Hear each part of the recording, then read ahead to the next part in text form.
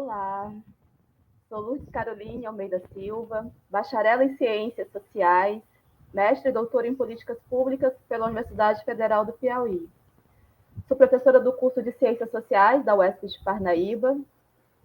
Nesta palestra titulada A Compreensão da Violência pelas Humanidades, viso trazer reflexões de autoras e autores das ciências humanas como Hannah Arendt, Thomas Hobbes, John Locke, Rousseau, Marx, Tocqueville, Durkheim, Weber, Bell Hooks, Pierre Bourdieu, Lélia Gonzalez e Sueli Carneiro, para que possam nos iluminar acerca dessa problemática cada vez mais presente e aprofundada em nossas vidas cotidianas, que é a violência, e dentre elas a violência psicológica. Nesse processo compreensivo da violência, darei destaque à relação entre violência patriarcal e sociedade capitalista, patriarcal e racista, e a dor de seus elementos indispensáveis, isolamento social e solidão. Sendo que desses elementos, conjugados com a violência patriarcal, decorrem adoecimento mental. Trarei também algumas pontuações sobre a realidade social violenta no Brasil. As autoras e os autores que embasam essa minha fala são as autoras e os autores que tenho trabalhado nos últimos anos em minhas atividades de pesquisa, extensão e ensino. Portanto, é um recorte bibliográfico muito pessoal meu que tenho estudado, o mal na política e a violência contra as mulheres. Feita esta apresentação, passemos agora à compreensão da violência pelas humanidades. Para Hannah Arendt, a realidade é atordoante, mas podemos e devemos encará-la como ela é, sem nos envergarmos diante de seu peso. Assim poderemos nos reconciliar com a realidade. No entanto, a Arendt nos alerta sobre um fenômeno novo surgido no século XIX, o da recusa de encararmos qualquer coisa como é. E aí pergunto, como compreender os eventos e os fenômenos que compõem a nossa realidade se nos recusamos a encará-los tal como são? E isso exige que primeiro possamos entender o que seja essa compreensão, né?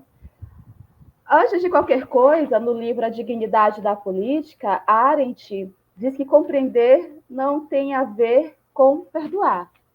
Compreender para Arendt é a nossa maneira especificamente humana de estar, né? Cada um aqui vivos, estarmos vivos. Apesar de jamais produzir resultados inequívocos, mesmo sendo uma atividade interminável, é por meio da compreensão, em constante mudança e variação, que aprendemos a lidar com a nossa realidade. A compreensão nos permite a reconciliação com a realidade, resulta em significados produzidos em nosso próprio processo de vida, à medida que tentamos nos reconciliar com o que fazemos e com o que sofremos. A atividade de compreensão é necessária por conferir às nossas lutas sentido e por produzir uma nova desenvoltura no espírito e no coração humanos. Então, o processo de compreensão, em suas palavras, é nitidamente um processo de autocompreensão. Dessa forma, a compreensão nos permite as nossas inúmeras tentativas de nos sentirmos em casa no mundo. E aí vem uma outra questão. Como podemos nos sentir em casa em um mundo que conheceu os horrores totalitários e que, desde então, massificou em nossa sociedade massificada, cujas necessidades se tornaram incontroláveis, os mais diversos tipos de violência?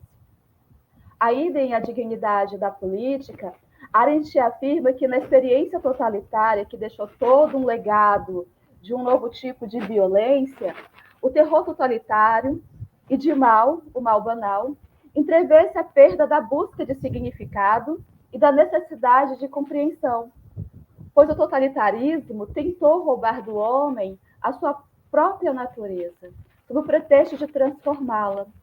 A violência para Arendt, no livro sobre a violência, é o denominador comum do século XX.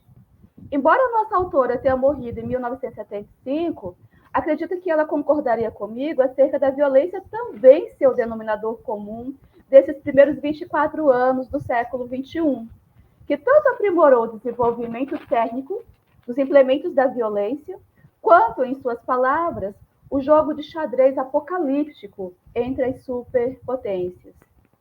Nisso, a violência e as suas arbitrariedades são consideradas corriqueiras e, portanto, são negligenciadas.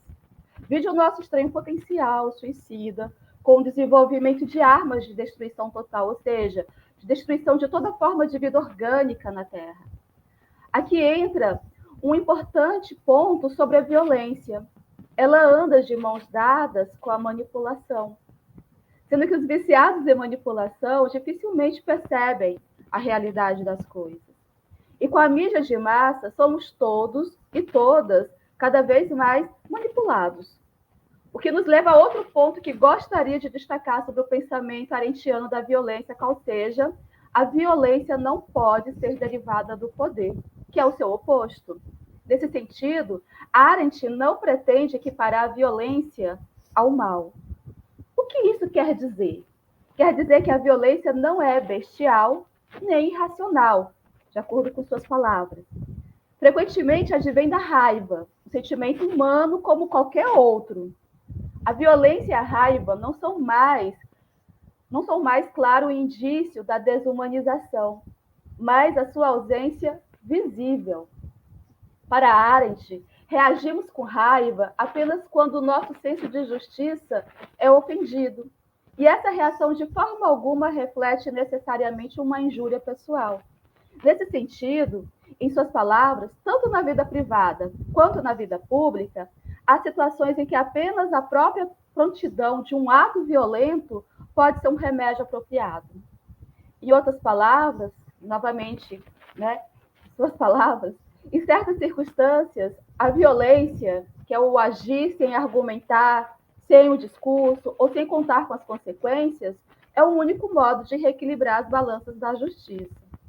A raiva e a violência que às vezes a acompanha pertencem às emoções naturais do humano. E estipá-las não seria mais do que desumanizar ou castrar o homem. Aí entra a questão do caráter antipolítico, da violência. E esse caráter antipolítico da violência não significa que seja, a violência torne o humano inumano ou meramente emocional. A raiva e a violência se tornam irracionais apenas quando são dirigidas contra seus substitutos. A violência sempre precisa de justificação, de acordo com a Arendt. E a natureza da violência é instrumental. Portanto, a violência é racional, posto visar algum fim de curto prazo que deve justificá-la. Aliás, novamente em suas palavras, a prática da violência, como toda ação, muda o mundo. Mas essa mudança é para um mundo mais violento. A violência e seu oposto, que é o poder, não são fenômenos naturais. São manifestações do processo vital. Pertence ao âmbito político dos negócios humanos, cuja qualidade essencialmente humana é garantida pela faculdade do homem para agir, a habilidade para começar algo novo. Arendt pontua que vivemos um crescente ressentimento contra a grandeza como tal, e alerta para a relação entre a diminuição do poder, tanto por parte de quem governa, quanto por parte de quem é governado, e a incitação à violência. Ou seja, quando o poder começa a escapar das mãos de quem o detém, passa-se a utilizar a violência como um instrumento instrumento para tentar manter esse poder nas mãos. Pois os que sentem o poder escapar de suas mãos têm sempre achado difícil resistir à tentação de substituí-lo pela violência. E ninguém quer viver em um mundo cada vez mais violento. Como diz Santo Agostinho em Confissões, todos queremos ser felizes. Por isso a importância de exercitarmos nossa faculdade de compreensão, a qual, conforme Arendt, em A Dignidade da Política, torna suportável para nós a convivência com outras pessoas, para sempre estranhas, em um mundo que nós compartilhamos. E torna possível para essas pessoas nos suportar. Ou seja, a compreensão nos orienta no mundo. É a única bússola interna que possuímos. E deixando bem claro, compreender não quer dizer perdoar. Compreender a violência é, como Abel Hooks diria, é a gente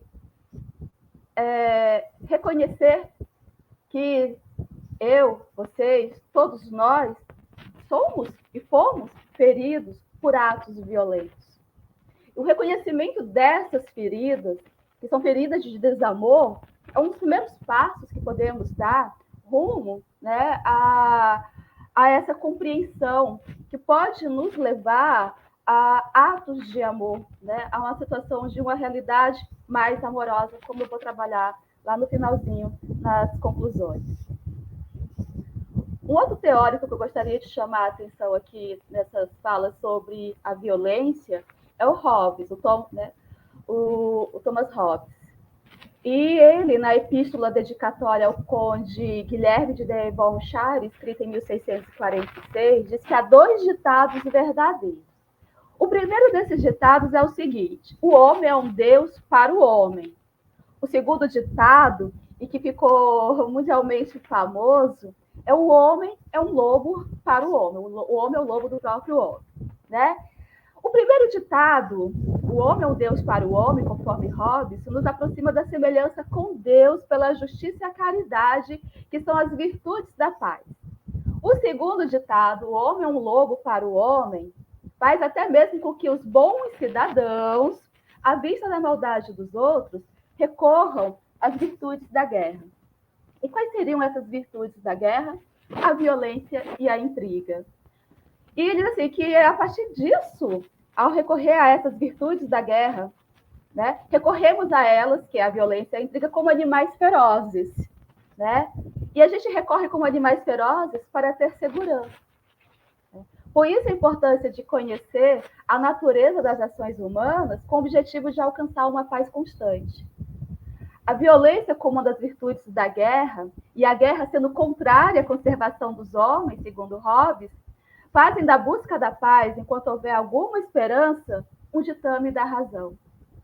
Mas não sendo possível alcançar a paz, faz-se necessário preparar a guerra, isto é, adquirir os seus meios auxiliares. O ditado, o homem é o lobo do próprio homem, no meu entender, dialoga com a defesa de Arendt de que a violência é inerente ao âmbito dos negócios humanos, pois é utilizada com objetivos definidos de curto prazo, quando o poder escapa das mãos de quem o possui. Isso me lembra Rousseau, no livro do Contrato Social, que fala acerca da multidão de homens estranhos entre si, cujos talentos ficam escondidos, as virtudes ignoradas e os vícios impunes.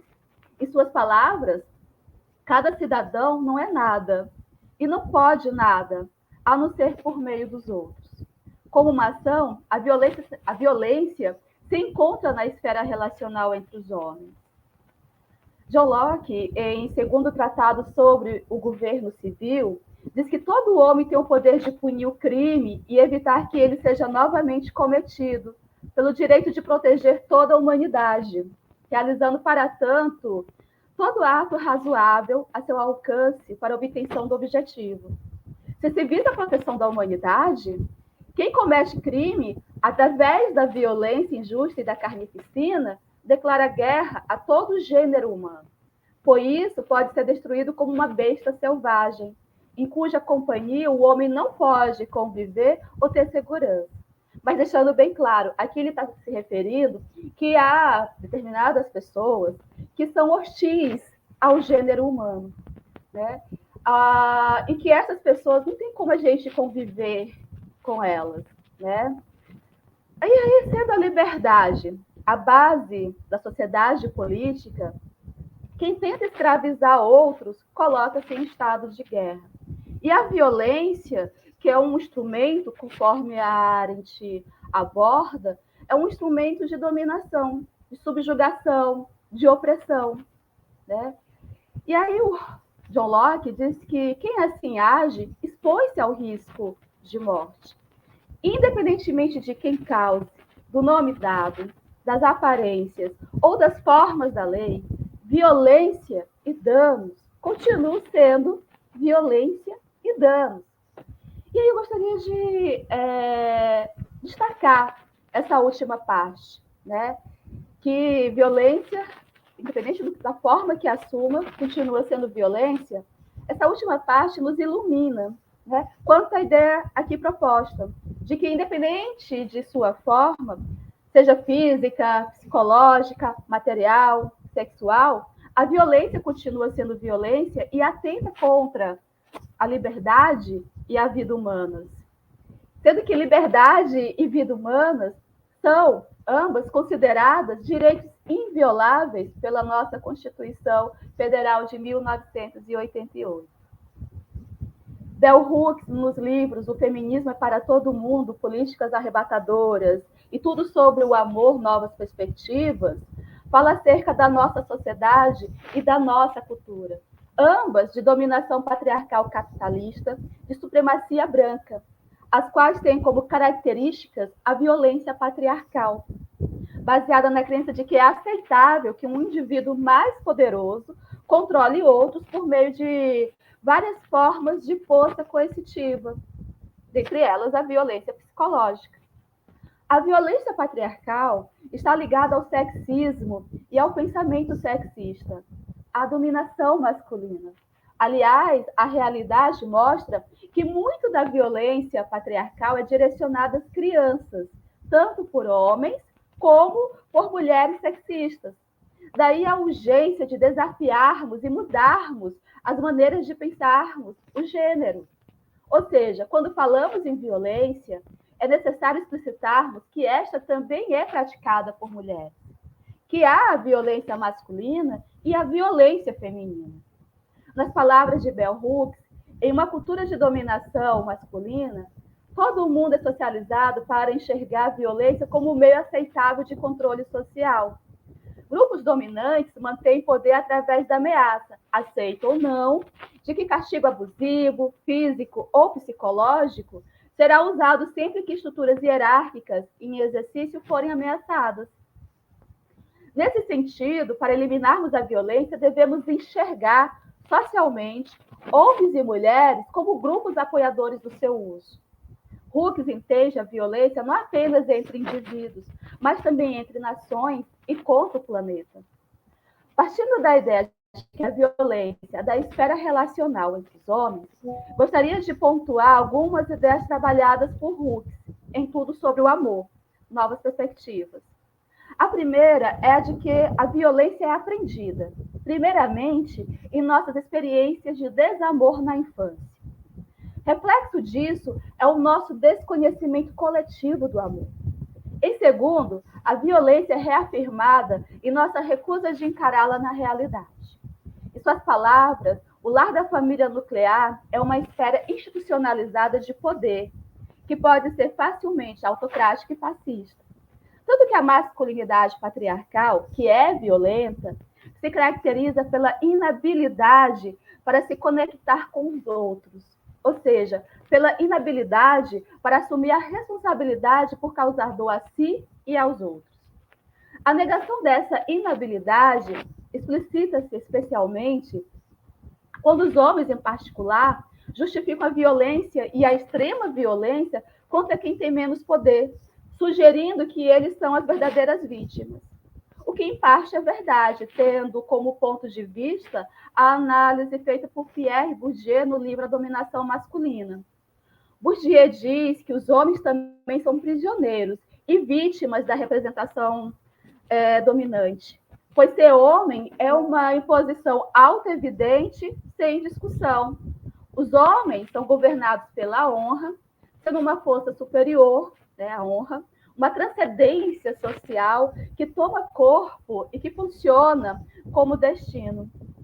Essa posição dos homens como vítimas do patriarcado é chamada por Bourdieu de cilada do privilégio masculino ou paradoxo da masculinidade. E o que seria isso? A imposição da virilidade em sua verdade de violência real ou potencial, que faz dela uma carga, que exige a validação por outros homens, tornando os homens vulneráveis, posto que é uma ilusão masculina. Em suas palavras, certas formas de coragem masculina, que na realidade são formas de covardia como matar, torturar, violentar, dominar, explorar e oprimir, são reflexo do medo de perder a estima do grupo, de exclusão do mundo dos homens sem fraquezas, dos que são chamados de duros porque são duros com o próprio sofrimento e, sobretudo, para com o sofrimento dos outros. Para Bourdieu, a ilusão original está na base da libido de dominar. Ela que faz com que os homens sejam socialmente instituídos e instruídos de modo a se deixarem prender como crianças em todos os jogos que lhes são socialmente destinados e cuja forma por excelência é a guerra. O trabalho constante de masculinização e de feminilização construiu socialmente a heterossexualidade branca como padrão universal de toda prática sexual normal. A família patriarcal branca foi transformada no princípio e modelo da ordem social como ordem moral, fundamentada na preeminência absoluta dos homens em relação às mulheres, dos adultos sobre as crianças. Voltando a Hooks, esta, em sintonia com Arendt, aborda a mentira e a recusa de encarar a realidade como ela é, como formas de encenação, como um dos modos de articular raiva constante diante da promessa não cumprida de amor. Hooks, em Tudo sobre o Amor, diz que a mentira no patriarcado é utilizada também como forma de ganhar poder nos relacionamentos. Assim, a mentira é uma das ferramentas utilizadas no terrorismo psicológico, que subjuga o outro. Aliás, a mentira é uma forma de coerção socialmente aceita, tanto por homens como por mulheres. Em suas palavras, no mundo de hoje, somos ensinados a temer a verdade, a acreditar que ela sempre dói. Somos encorajados a ver pessoas honestas como ingênuas, como perdedores em potencial. A cultura de dominação patriarcal capitalista, de supremacia branca, é também uma cultura do consumo, pautada no individualismo secular, adoradora dos deuses gêmeos, dinheiro e poder. Tal cultura, todos nós estamos inseridos nela, encoraja a mentira e mantém as pessoas em constante estado de falta, em desejo perpétuo para fortalecer economias de mercado. Em tal cultura, a autoestima e a autoimagem sofrem de forma constante e ininterrupta, violência das mais sutis às mais explícitas. Em uma sociedade, em uma cultura violentas, o isolamento social e a solidão são elementos indispensáveis, posto em basearem a lógica da alienação e do distanciamento. Desses elementos decorrem adoecimento mental como a depressão. A cultura de dominação patriarcal capitalista, individualista, materialista, consumista, de supremacia branca, recorre à violência para impor a exploração e a desumanização. Nas palavras de Hooks, o niilismo que ameaça a vida é abundante na cultura contemporânea, atravessando as fronteiras de raça, classe, gênero e nacionalidade. Como resultado, temos pessoas sendo derrubadas por sentimentos de depressão e desespero em relação ao mundo, na promoção de um estado constante de desalento, desesperança e medo de não ter uma vida com significados. Culturas de dominação como a nossa se apoiam no cultivo do medo como forma de garantir a obediência. O pavor individual e coletivo faz parte do nosso cotidiano e nos tornou obcecados pela ideia de segurança. Mas não questionamos o porquê, né, o motivo de vivermos em estados de extrema ansiedade e terror. A ausência desse questionamento, dentre seus fatores, atrela-se à manipulação produzida pelos meios de comunicação patriarcal de massa, que insistem na perpetuação da ética da dominação e da violência. Nas palavras de Hooks, todos somos afetados pelas imagens que consumimos e pelo estado de espírito em que estamos quando assistimos. Intimamente com a defesa de Sócrates, segundo Arendt, de que aquilo que pensamos e falamos influencia aquilo que nos tornamos. Agora eu vou fazer uma explanação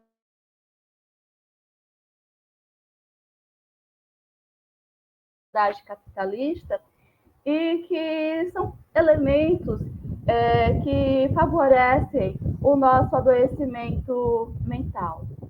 E vou iniciar com Marx e Pécher no livro sobre suicídio. Marx e Pécher defendem que o patriarcado e sua extensão, a tirania familiar, é uma forma de poder arbitrário não derrubada pela Revolução Francesa. Vivemos sob a égide do poder patriarcal absoluto capitalista. Para ambos, a sociedade burguesa patriarcal é como uma forma de vida antinatural, pautada na exacerbação do individualismo. Nas atuais condições sociais, todos nós definhamos. Ao questionarem que tipo de sociedade é esta, em que se encontra a mais profunda solidão no seio de tantos milhões, Marx e Pécher afirmam que a deficiente, injusta e opressora organização da sociedade capitalista gera desespero e muitos suicídios. Assim, a sociedade burguesa patriarcal é um deserto habitado por bestas selvagens. O isolamento do homem faz com que todos sejam estranhos de si mesmos e entre si, em uma espécie de solidão em massa, e numa relação de hostilidade mútua, restando ao indivíduo ser vítima ou carrasco.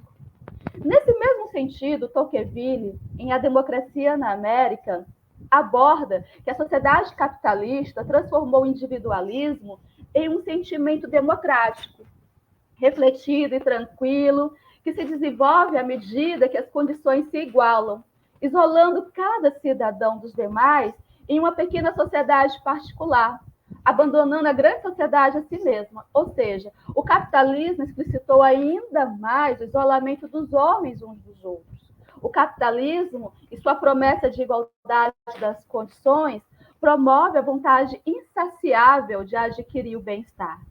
Essa igualdade, então, se torna perigosa ao absorver os homens inteiramente na procura dos desfrutes e utilizações materiais e de serviços permitidos, focando apenas no caminho mais curto, pronto e fácil para a felicidade individual, em detrimento da felicidade pública. Na sociedade capitalista, as esperanças e os desejos se frustram com maior frequência, aumentando as inquietações, agudizando as preocupações com fazer fortuna e impedindo a percepção do vínculo estreito que une a fortuna particular de cada um à prosperidade de todos. Para Durkheim, no livro O Suicídio, com a consolidação do capitalismo, temos uma situação de crise e de perturbação prolongada e perigosa, configurando um fenômeno patológico e ameaçador, qual seja os suicídios egoísta e anômico. O suicídio egoísta é produto de uma individuação desmedida, através da afirmação excessiva do eu individual diante do eu social, que afrouxa o vínculo social e, concomitantemente, afrouxa o vínculo, né, com a vida, que é sua fonte e finalidade. Já o suicídio anômico depende da maneira como a sociedade regulamenta os indivíduos e decorre do fato de sua atividade ser desregulada e de ele sofrer com isso. Daí o questionamento de Durkheim: como o que se considera melhorar a existência, que seria o progresso resultante do desenvolvimento científico e tecnológico, pode afastar dela? Né? Como resposta, de forma análoga a Tocqueville, Durkheim afirma que os indivíduos são condenados a um perpétuo estado de descontentamento, engendrado pela junção de necessidades infinitas e fins inacessíveis, não sendo possível, em um contexto de repetidas decepções da experiência, a sobrevivência indefinida da esperança. Em sua análise, na sociedade capitalista, o estado de crise e de anomia é constante e normal, tanto que fantasias, esperanças novas, incessantemente despertadas e frustradas, e consumismo fragilizam os indivíduos, levando-os ao desencanto e ao cansaço. Por terem sede do que não existe, nada os detém e não são capazes de deter a si mesmos. Só um momentinho. Então, o isolamento do indivíduo leva-o a se apegar apenas a si mesmo criando simultaneamente o vazio ao seu redor e o vazio em si, não restando nada sobre o que refletir a não ser a própria condição miserável em que vive. O isolamento do indivíduo, segundo Durkheim, resulta do afrouxamento ou rompimento dos laços que o uniu aos outros indivíduos e da falta de uma sólida integração social nos pontos de contatos individuais. A sociedade capitalista gera ilusões e, consequentemente, decepções. A sociedade capitalista dá origem às tendências anômica e egoísta, cujo efeito é a constante desvinculação dos indivíduos a um objeto definido, tornando-os mais avessos a toda disciplina e mais acessíveis à irritação violenta e à depressão exagerada. Assim, o isolamento intensifica a tendência ao suicídio. O mal-estar sofrido decorre de uma alarmante miséria moral. O homem, ao não se vincular a fins superiores, não se submete a uma regra e não percebe acima de si nada do que seja solidário, que conflagra a seguinte situação moral da sociedade: o abandono de si mesmo do indivíduo e a sua desmoralização. Arendt chama isso, essa situação, de catástrofe moral, Tocqueville de estado de escravidão, Marx de sociedade doente e adoecedora, e Weber de sombria ansiedade calvinista. Weber, no livro A Ética Protestante, o Espírito do Capitalismo, ao procurar compreender a origem da classe burguesa ocidental e suas peculiaridades, se pautou na influência de certas ideias religiosas no desenvolvimento de um espírito econômico. Dessa forma, ele analisou a influência das sanções psicológicas, como as do calvinismo, que rejeita a suposição de que alguém possa aprender pela conduta dos outros, quer eles sejam escolhidos ou condenados. O Deus humano e compreensivo do Novo Testamento cedeu lugar a um ser transcendental, que com seus decretos imutáveis concedeu a graça a uns poucos e a negou a outros. A consequência dessa doutrina, segundo as palavras de Weber, é de uma extrema desumanidade. Foi a construção de um sentimento de incrível solidão interior individual, usado como antagonista da cultura sensualista e como uma das raízes do individualismo desiludido e de inclinação pessimista, levando a uma profunda desconfiança na ajuda trazida pela amizade dos homens. O intercurso dos calvinistas com seu Deus era levado a cabo em completo isolamento espiritual, eliminando qualquer meio de obtenção da graça de Deus e sendo considerado ilusório tudo o que fosse emocional, o que Weber chama de sombria ansiedade calvinista. Arendt, ao relatar o julgamento de Otto Adolf Eichmann, um burocrata nazista capturado e julgado por Israel, no livro Eichmann e Jerusalém, um relato sobre a banalidade do mal, destaca 3 das acusações direcionadas a ele. A primeira, crimes contra os judeus; a segunda, contra a humanidade; e a terceira, crimes de guerra. Eichmann, o acusado, ele sempre se declarava inocente no sentido da acusação. E isso suscitou em Arendt o questionamento: em que sentido Eichmann se considerava culpado? Já que para Eichmann a acusação de assassinato estava errada, pois teria matado o próprio pai se houvesse recebido ordem nesse sentido. Eichmann, em seu modo de ver, só podia ser acusado de ajudar e assistir à aniquilação dos judeus, a qual declarara ele em Jerusalém, por um dos maiores crimes da história da humanidade. Eichmann, para Arendt, é o reflexo de um povo educado para a morte, uma nação moralmente decadente, que tinha no comando de Hitler o centro absoluto da ordem legal da Alemanha nazista. O ponto inocente, no sentido da acusação, pressupõe que Eichmann só ficava com a consciência pesada quando não fazia o que lhe ordenavam. Ele era uma pessoa mediana, normal, nem burra, nem doutrinada, nem cínica, mas inteiramente incapaz de distinguir o certo do errado, né? De acordo com a análise que a Arendt faz. Para ela, ele foi um jovem ambicioso, mas fracassado aos olhos de sua classe social, de sua família e aos seus próprios olhos.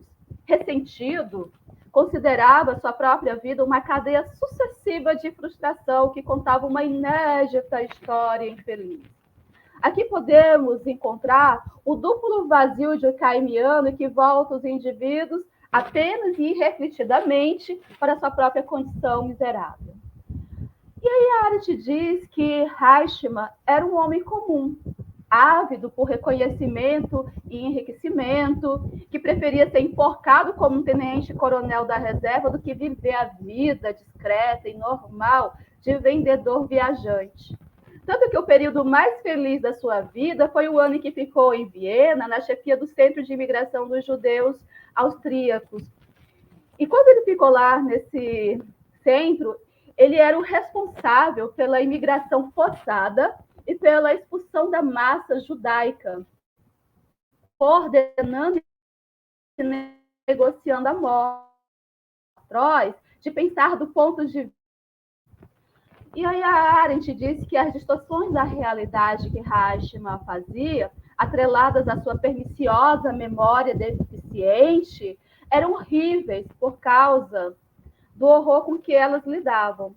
Mas, em princípio, não eram muito diferentes das coisas usuais na Alemanha pós-Hitler, pois os alemães comuns, não membros da SS, nem do Partido Nazista, conseguiam encarar atos que outros países chamam de assassinato com indiferença. Para Arendt, o julgamento de Eichmann apresentou 2 pontos de interesse político. O tempo que é necessário para uma pessoa mediana superar sua repugnância inata pelo crime e o que acontece com essa pessoa quando chega a esse ponto. O alcance bem-sucedido desses 2 pontos, lá na Alemanha nazista, foi devido à utilização do método da familiarização dos envolvidos com a ideia acerca do extermínio. Aqui nós temos uma educação voltada para a morte, mediante a rotinização da violência, da tortura, da morte e do mal. E esse sucesso foi reforçado pela conivência e pela cooperação do povo alemão, que tinha consciência do que fazia. A esmagadora maioria do povo acreditava em Hitler. Contudo, contra essa sólida maioria na Alemanha nazista, ficava um número indeterminado de indivíduos completamente isolados e conscientes da catástrofe nacional e moral.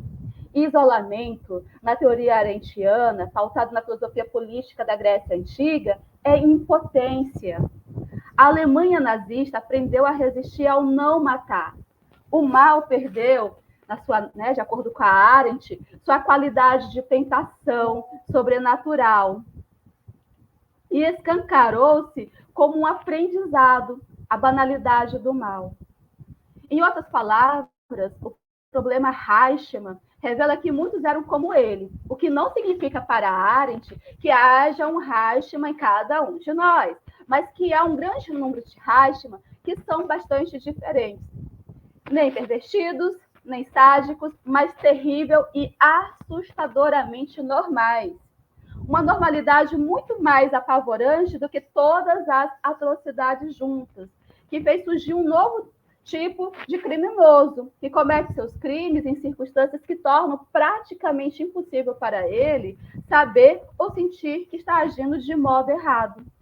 Para Arendt, os homens não servem mais a Deus, mas a ideias, e que, possuídos por estas, agem como demônios, em uma absoluta flexão, pois essas ideias expulsam da mente qualquer tipo de consideração mais comum, provocando uma ausência de estranha possessão, faz com que uma ideia seja sentida e posta em prática.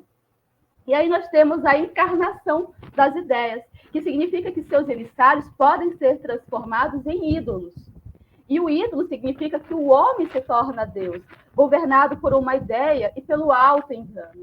Daí que o verdadeiro bem não é o mal ou o crime. Para Arendt, o verdadeiro oposto do bem é simplesmente a indiferença. Dessa maneira, o novo Deus seria a pura indiferença. Em As Origens do Totalitarismo, Arendt diz que a compulsão do terror total comprime as massas de homens isolados, umas contra as outras, e lhes dá apoio em um mundo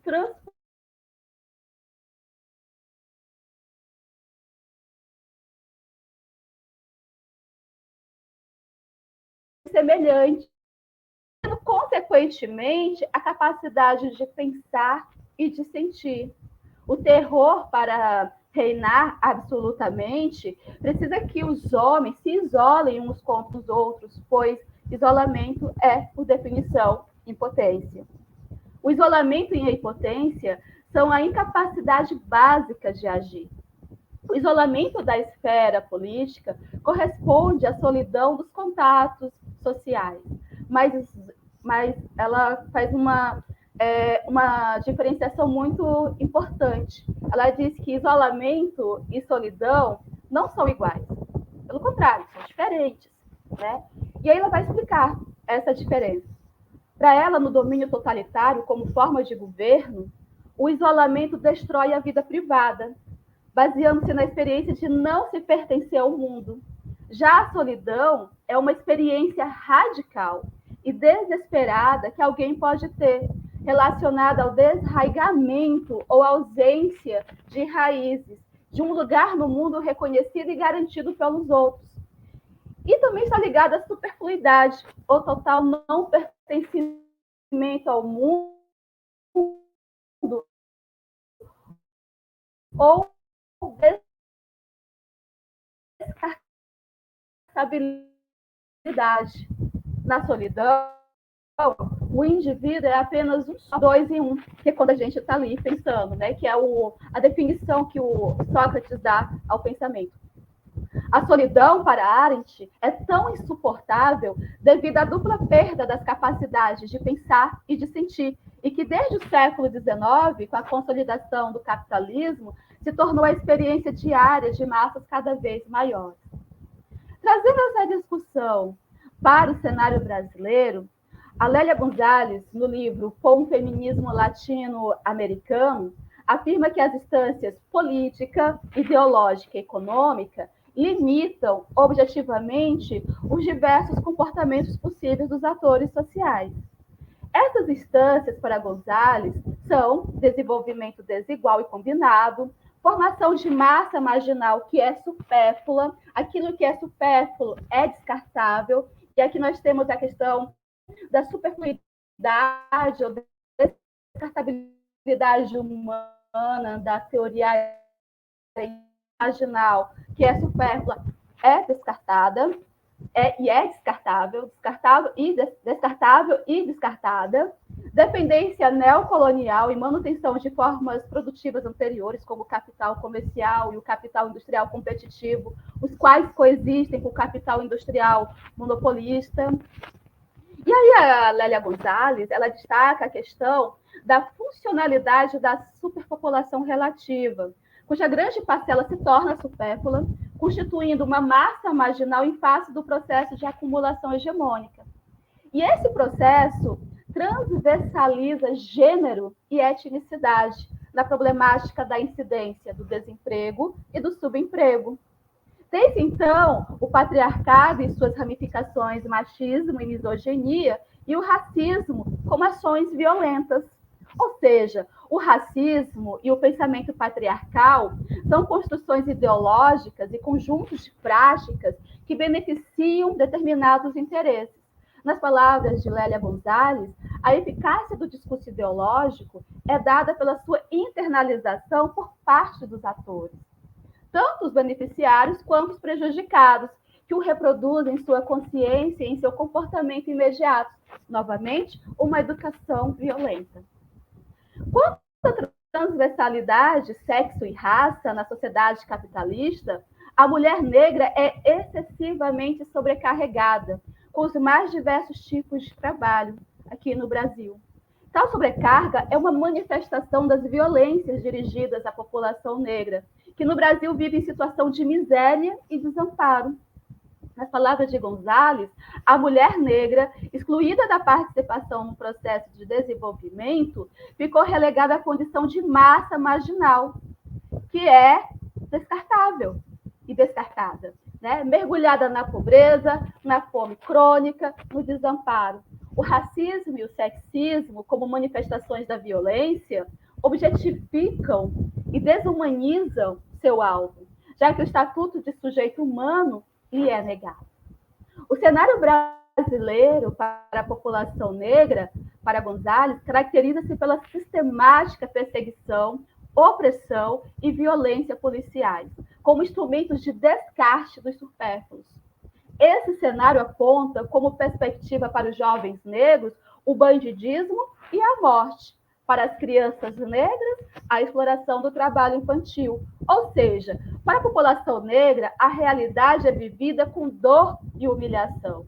Especialmente para a mulher negra, que experiencia com maior intensidade a tríplice violência composta por raça, classe e sexo, em diferentes lugares da cultura brasileira, como hospícios, prisões e favelas como lugares privilegiados da culpabilidade enquanto dominação e opressão.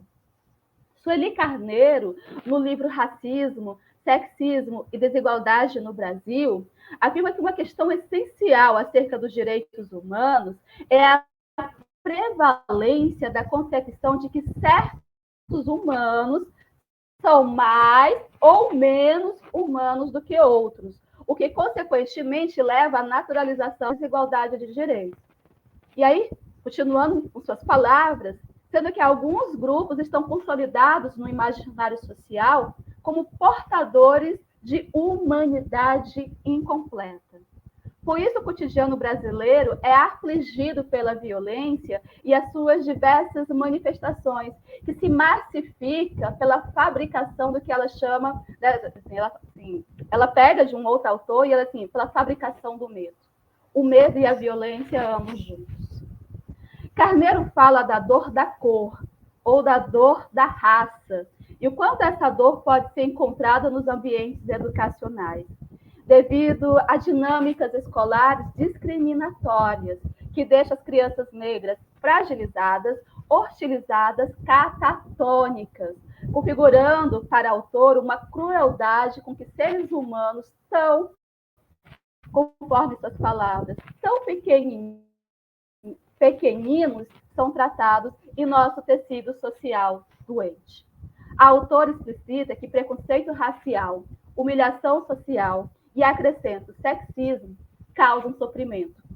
As violências racial, social e sexista têm como um de seus aspectos mais perversos os danos psíquicos. E, sobretudo, ainda com as palavras da Sueli Carneiro, o golpe na autoestima que os mecanismos discriminatórios produzem em suas vítimas. Em suas palavras, as condições de vida a que está submetida a maioria da população brasileira são fontes geradoras de sofrimento psicológico e uma forma de violação dos direitos humanos, ainda mais quando há conjugação do racismo com o sexismo, levando ao que ela chama asfixia social.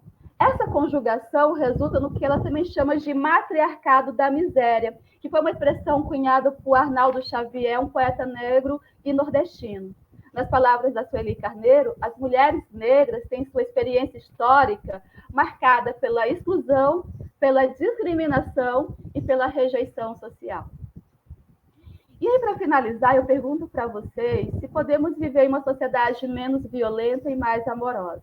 E essa pergunta também é dirigida para mim, porque, como fala a Hannah Arendt, o processo de compreensão é também um processo de autocompreensão. E eu me pergunto, e pergunto a vocês, eu nos pergunto, podemos viver uma sociedade saudável e sermos seres humanos inteiros? Né? Então, para encerrar a minha fala, eu vou citar novamente Arendt e Hus. Né? Arendt, no texto A Crise na Educação, que é um dos capítulos do livro Entre o Passado e o Futuro, nos diz o seguinte, abre aspas, o que nos diz respeito é a relação entre adultos e crianças em geral, ou para colocá-lo em termos ainda mais gerais e exatos, nossa atitude face ao fato da natalidade. O fato de todos virmos ao mundo ao nascermos e de ser um mundo constantemente renovado mediante o nascimento. A educação é o ponto em que decidimos se amamos o mundo bastante para assumirmos a responsabilidade por ele. E com tal gesto, salvá-lo da ruína, que seria inevitável não fosse a renovação e a vinda dos novos e dos jovens. A educação é também onde decidimos se amamos as nossas crianças para não expulsá-las de seus próprios recursos. E tampouco arrancar de suas mãos a oportunidade de empreender alguma coisa nova e imprevista para nós, preparando-as, em vez disso, com antecedência, para a tarefa de renovar um mundo em comum.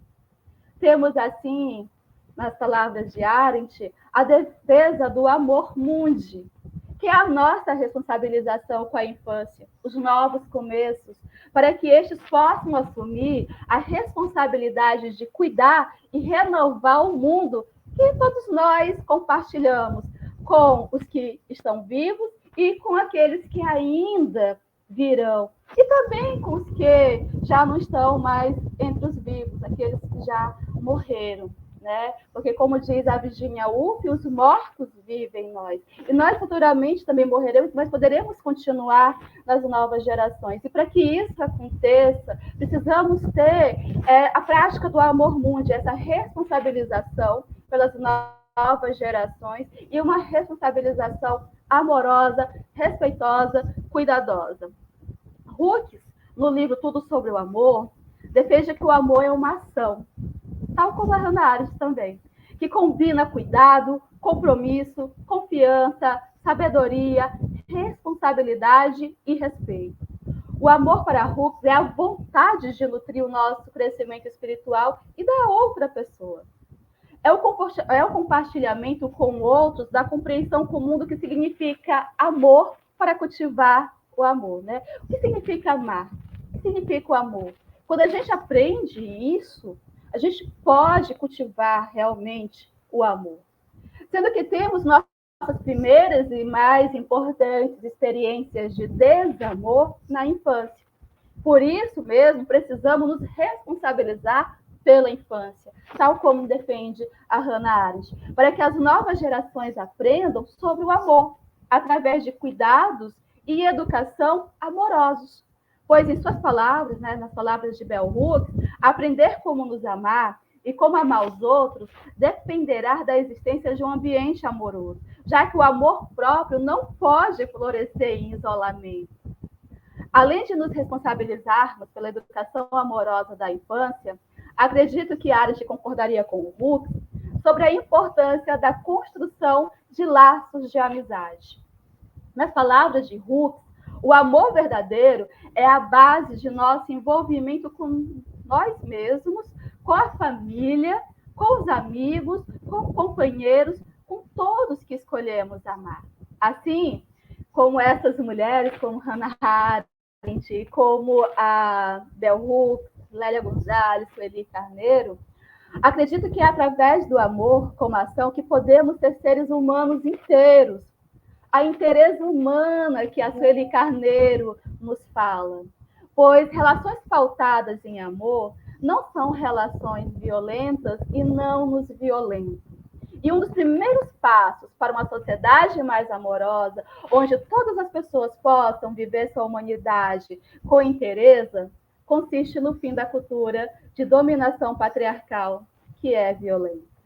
E aqui eu encerro a minha participação nesse congresso, e é um congresso muito bem-vindo, agradeço muito o convite e a oportunidade de estar aqui com vocês e de aprender sobre a importância da prática do amor como um compromisso, como uma responsabilidade, como um cuidado, um respeito para consigo e para com o outro, né?